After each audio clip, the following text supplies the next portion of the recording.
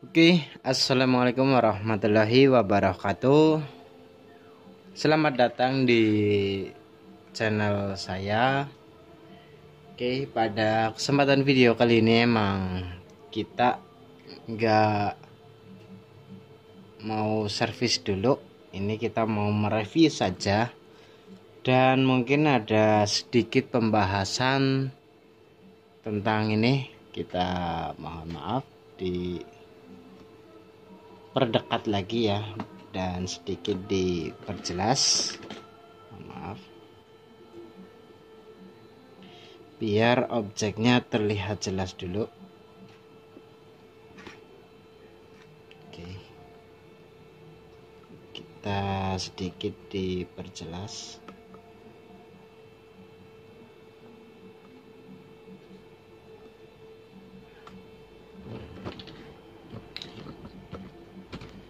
Oke, pada kesempatan video kali ini memang kita mau membongkar, dan kita juga nggak tahu ini rusaknya gimana, karena saya dapatnya juga dari orang, katanya suruh dibenerin saja, bilangnya emang bluetoothnya nggak hidup. Namun di sini saya tadi sempat saya tanya untuk ininya mati atau enggak, bilangnya ya mati, Bluetooth nggak hidup dan mati. Berarti kesimpulannya untuk unit ini dia mati total kemungkinan, ataupun ada spare part yang terbakar. Jadi untuk ini kita langsung bongkar saja.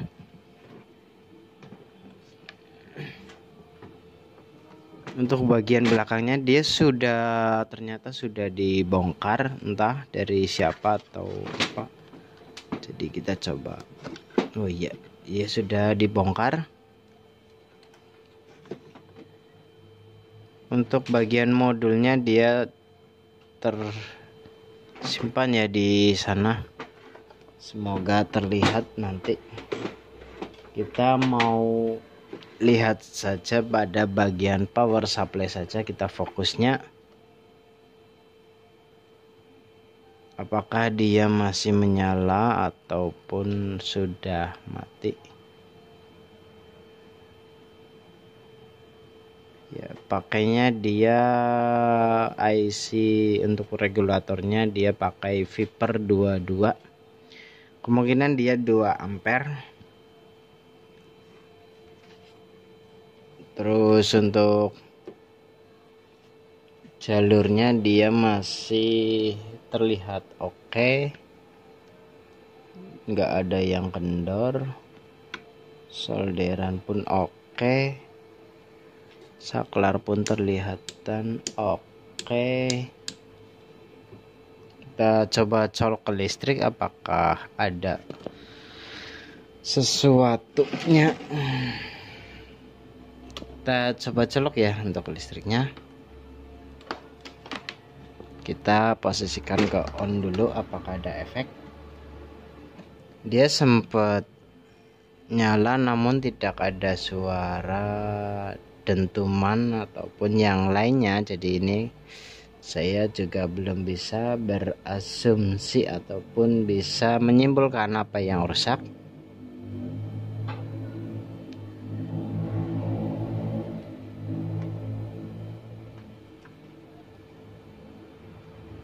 Ya, untuk ini dia tidak ada pergerakan sedikit pun.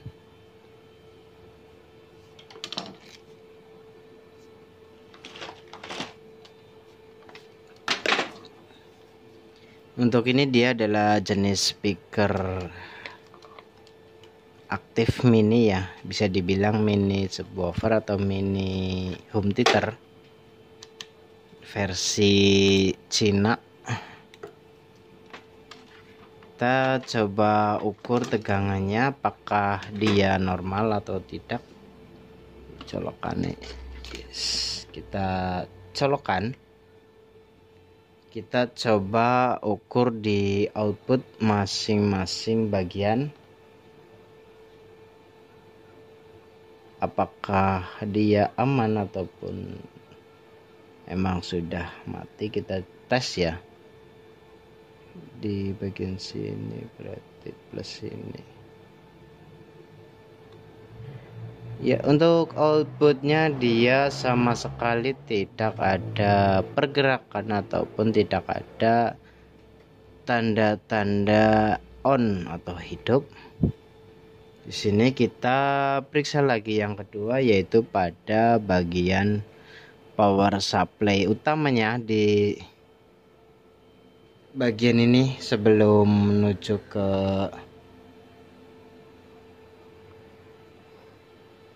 bagian out ya. Semoga terlihat. Kita cek untuk 220-nya dari ini A plusnya, di mana dia seharusnya terukur sekitar 400 volt. Ya, dia hadir. Untuk 315 voltnya kita tes kok di bagian outnya dia tidak terukur sama sekali, tidak ada tegangan outputnya. Untuk ini kita belum bisa memastikan bagian mana yang rusak.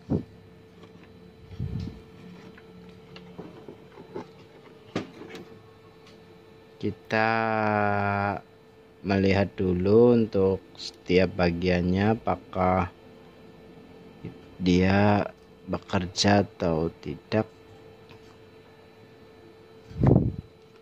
Sebagai cara cepat saja,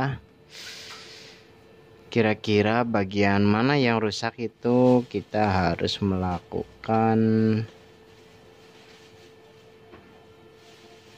ya bisa dibilang mungkin antara pemotongan jalur ataupun apa.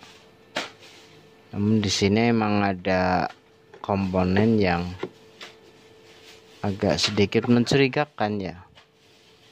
Tapi di sini dia masih menyambung. Apakah IC Vipernya rusak ataupun memang diodanya nggak mau ini. Jadi kita nggak hari ini emang video ini ya, video saat ini kita mau fokus pengecekan, nggak ada penyolderan sedikit pun. Otomatis durasi tontonnya itu hanya beberapa menit saja. Kita cek dioda di outnya, kita tunjukin diodanya saja langsung kalau memang bisa diukur ya.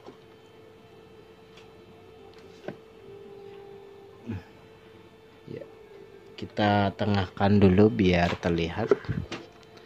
Ini dari power supply ataupun AC matic.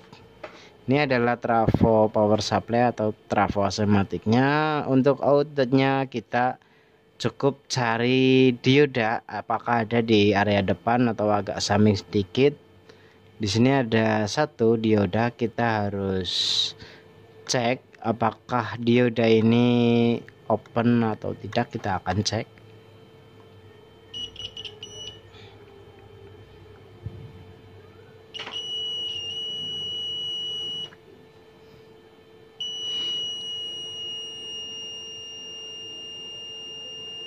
Ya, untuk output dari dioda ini kemungkinan dia sehat, tidak mengalami masalah, tidak ada yang konslet.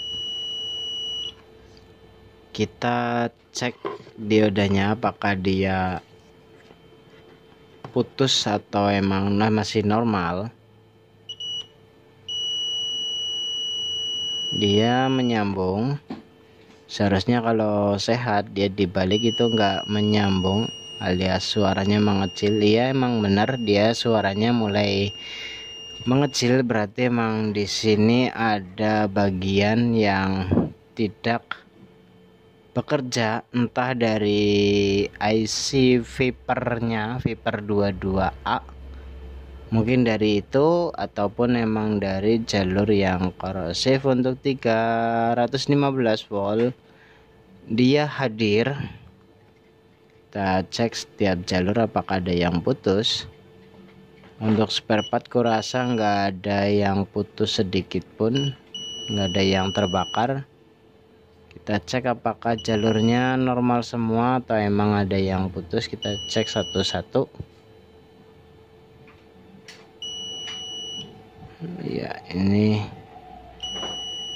dia normal. Terus dari sini bahkan jalur yang kecil pun dia masih normal.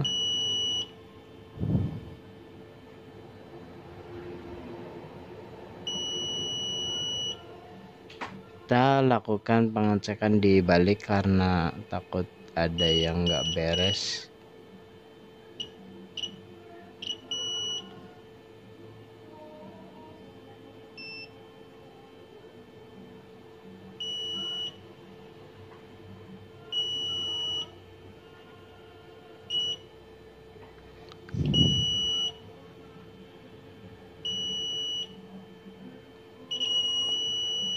Untuk bagian ininya juga kurasa masih normal, tidak ada masalah.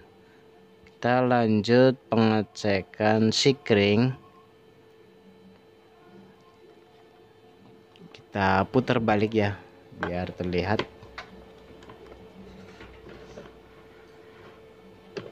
Untuk bagian sikringnya dia di bagian sini.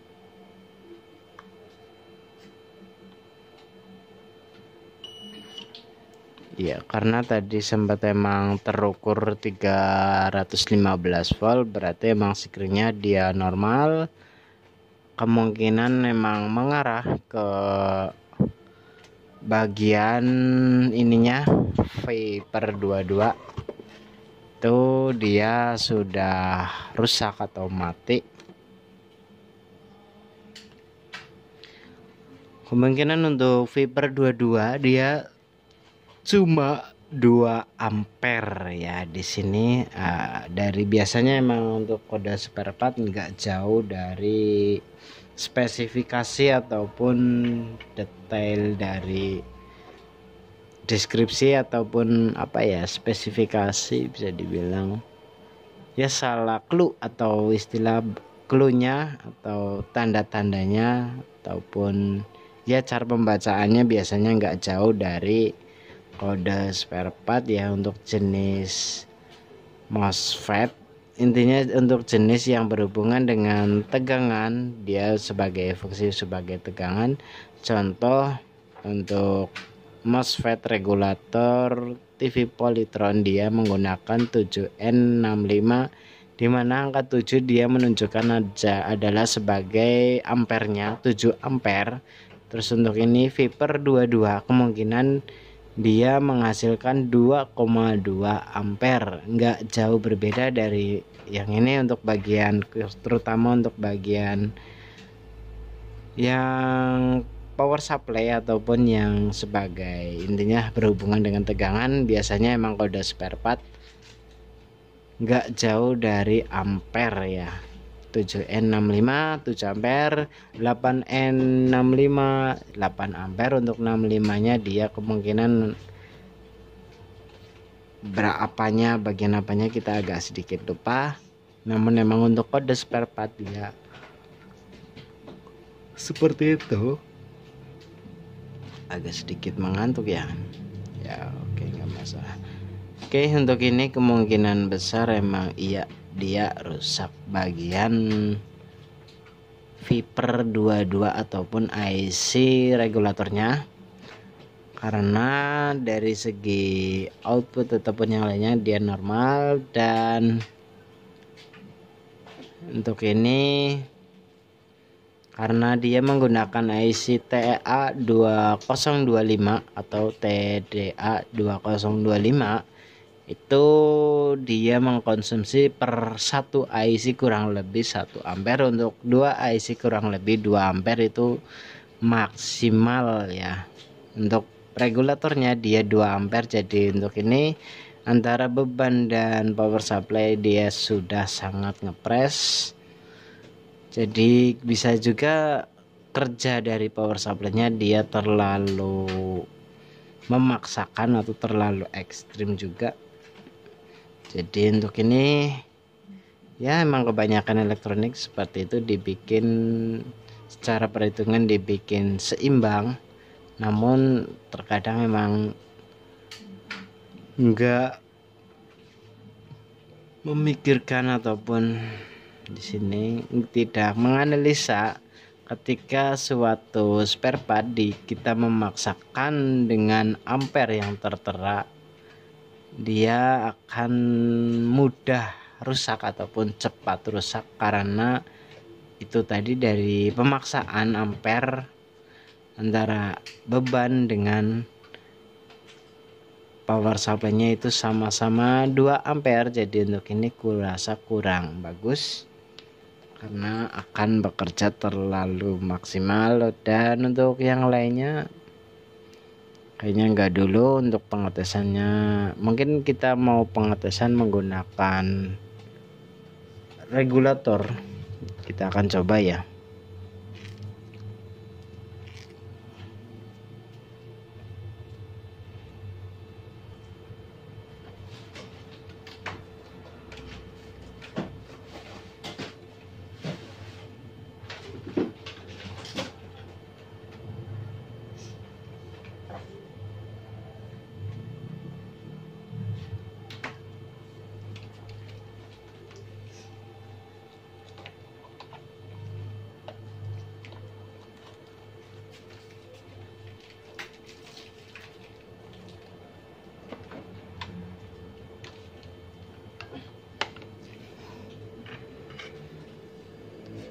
Kita nggak mau menyolder ya, hanya saja naik kita punya regulator untuk mengetesnya apakah ada tanda-tanda kehidupan ataupun tidak. Kita akan coba. Untuk bagian mainnya kita pasang, dia menggunakan suplai tegangan 12 volt.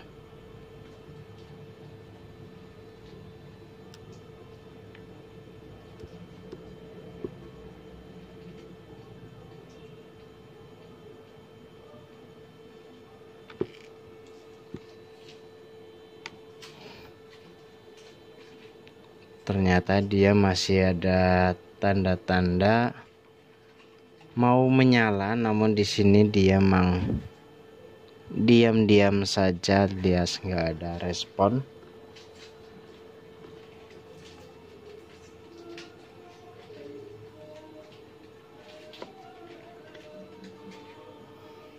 Kita coba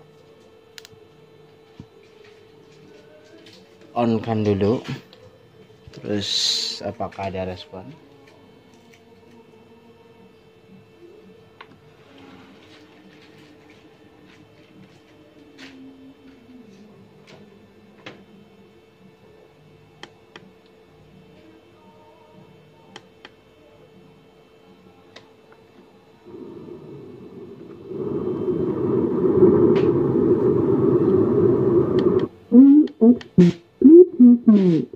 Ya, dia masih on normal, tidak ada masalah. Ya, untuk ini dia oke, sehat, tidak ada masalah. Dan ya benar dirusak pada bagian power supply-nya. Mungkin besok atau lusa kita akan bikinkan video cara mengganti atau memodifikasi bagian regulatornya seperti apa, ataupun ntar kita tunjukkan. Di sini sudah fix, sudah benar dia rusak.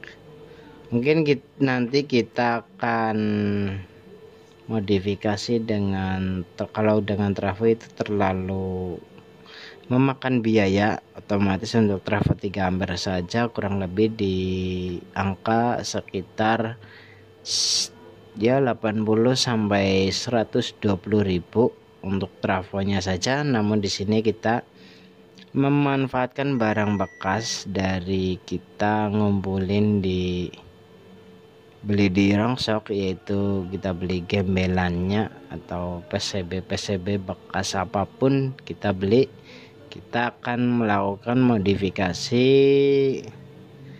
atau melakukan ada perubahan-perubahan, semoga bisa dipakai dan lebih awet lagi daripada aslinya. Kalau kita cuma mengganti IC ininya, bagian regulatornya kita hanya mengganti ini saja, karena emang rangkaian ini dia terlalu presisi ataupun terlalu ngepres.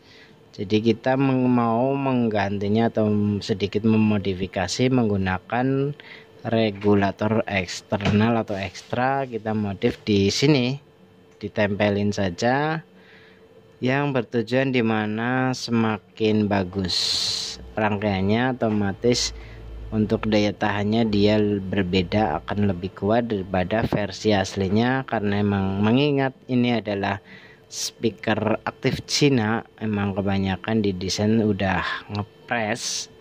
Kalau di modif di area sini saja itu kayaknya kurang bagus. Kita pakai power supply yang eksternal saja, yang sudah bermerek. Biasanya emang dia lebih bandel ataupun lebih tahan dengan beban-beban yang mungkin agak sedikit ekstrim. Untuk ini semua normal, unit bagian sini normal, hanya kita modif saja. Oke, terima kasih dari saya. Untuk Anda yang punya speaker aktif atau model yang seperti ini ada salah satu dari merek Tekyo, kurasa emang cukup lumayan. Kita biar lebih awet lagi itu jangan memaksimalkan volumenya terlalu pol di ujung mentok kanan ya. Bila Anda mau awet lagi, Anda bisa menggantinya elko yang besar ini. Sehabis regulator ya, regulator emang dia ada satu elko besar di outnya yang biasanya ada tulisannya entah 1000 UF dan tegangannya itu sekitar 25 volt. Pada body elko 25 V, kita ganti saja dengan 2200 UF ataupun 3300 UF. Intinya untuk nilai UF nya kita naikkan, dan nilai voltasenya kalau bisa dinaikkan satu kali, contoh dari 16 ke 25 volt, dari 25 volt ke 35 volt, ataupun bila ada tulisan 35 volt kita naikkan ke 50 volt agar bertujuan lebih awet lagi.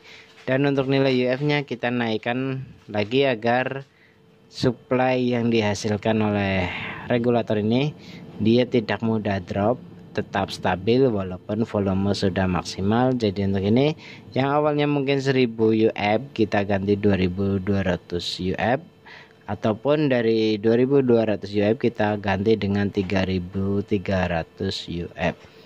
Oke, sebegitu saja. Bagi Anda yang sudah punya ini namun belum rusak ya dipakai saja, namun jangan terlalu dimaksimalkan volumenya karena emang desainnya itu sangat presisi atau sangat pres. Ketika kita menggunakan volume berlebihan atau keras, otomatis bagian regulator saya jamin gak bakalan lama akan mati ataupun rusak ya di sini. Terus bila yang mau awet, kalau memang bisa dibenerin sendiri atau dibuka sendiri, disolder sendiri, itu tinggal diganti saja elko-nya yang lebih besar dari out dari trafonya ya. Ada melewati dioda satu, terus ada elko besar satu biasanya. Kalau enggak elko 2 ataupun 3 itu digedein lagi untuk nilai UF-nya, dan volt V-nya, voltasenya dinaikkan saja. Oke, nggak usah banyak bicara, tentunya hanya mereview saja, dan mungkin semoga bisa bermanfaat untuk Anda. Sekian dari saya, wassalamualaikum warahmatullahi wabarakatuh.